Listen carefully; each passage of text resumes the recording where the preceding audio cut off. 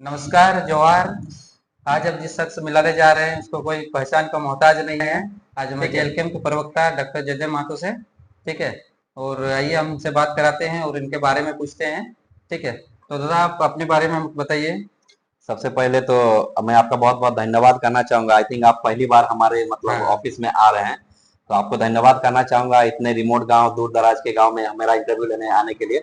उसके बाद मैं आपके सभी दर्शकों को जय हिंद और झारखंडी जोहार करना चाहूंगा।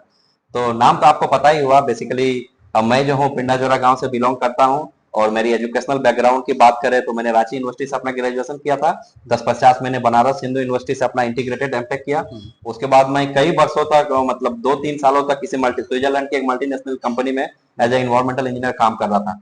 उसके बाद फिर मेरे मन में पढ़ने की इच्छा जागी। तो पढ़ने की इच्छा जागी तो फिर मैंने जॉब छोड़कर फिर कुछ कॉम्पिटिटिव एग्जाम की तैयारी किया। उसके बाद मैंने आईआईटी धनबाद से फिर अपना पीएचडी पूरा किया। और मेरा जो स्पेशलाइजेशन है वो इन्वायरमेंटल साइंस एंड इंजीनियरिंग है। और उसमें भी मेरा जो रिसर्च इंटरेस्ट का जो सब्जेक्ट है वो ड्रिंकिंग वाटर, वेस्ट वाटर पे है।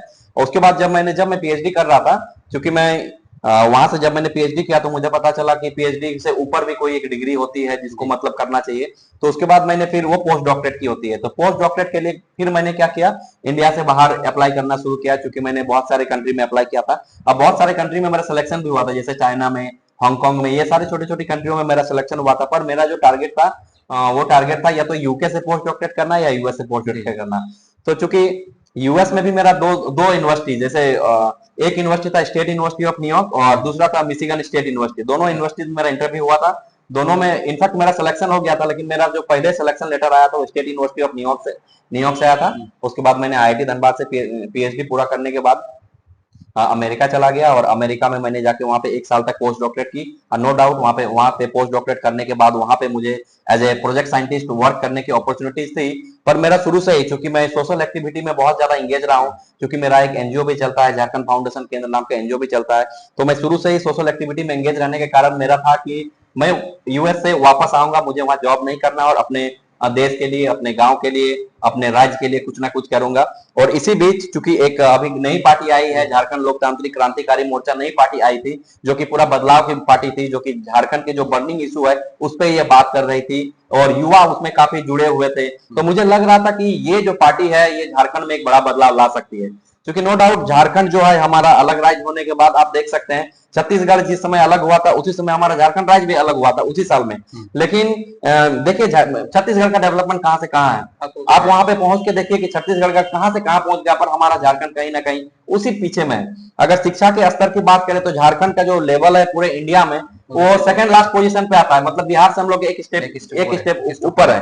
आप अगर यूनिवर्सिटी की बात करें तो एनएफआईआर जो रैंकिंग होता है उसमें झारखंड का एक भी यूनिवर्सिटी नहीं है। तो कहीं ना कहीं हम शिक्षा के क्षेत्र में पीछे हैं, कहीं ना कहीं हम मतलब हम खनिज तो हमारे यहाँ पे बहुत सारा है, लेकिन हम कहीं ना कहीं हमारा क्या है, अनएम्प्लॉय है। ज्यादातर युवा क्या है हमारे, उनको बाहर मतलब काम करने के लिए जाना पड़ रहा है। तो ये सारे जो मुद्दे हैं, तो कहीं ना कहीं मैंने देखा कि ये जेएलकेएम जो पार्टी है उसके जो केंद्रीय अध्यक्ष है टाइगर जयराम मातो, ये सारे मुद्दों को उठा रहे हैं। तो कहीं ना कहीं जो लगा, जो मेरे जीवन का जो एम है कि अपने सोसाइटी में एक बदलाव लाना, अपने गांव में एक बदलाव लाना, अपने राज्य में बदलाव लाना, तो मेरा जो थिंकिंग था उनसे कहीं ना कहीं मैच कर रहा था, इनलाइन कर रहा था। इसलिए मैं अल्टीमेटली यूएस से वापस आया।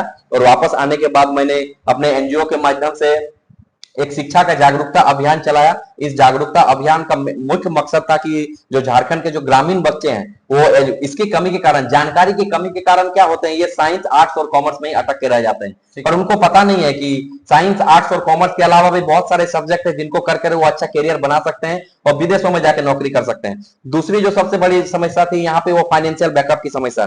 गांव के बच्चे फाइनेंशियल कमी के कारण क्या करते हैं, पढ़ नहीं पाते हैं। और लेकिन उनको पता नहीं है कि स्टेट लेवल पे हो या सेंट्रल गवर्नमेंट का हो या तो इंटरनेशनल लेवल पे हो, ऐसी बहुत सारे एजेंसीज है जो उनको फंडिंग करने के लिए, स्कॉलरशिप देने के लिए तैयार है, पर जानकारी का अभाव है। तो मैंने गांव गांव घूम घूम के, स्कूल स्कूल घूम घूम के मतलब बच्चों को जागरूक करना शुरू किया। इसी क्रम में मेरे पार्टी के कुछ कार्यकर्ताओं से भी मेरी मुलाकात हुई।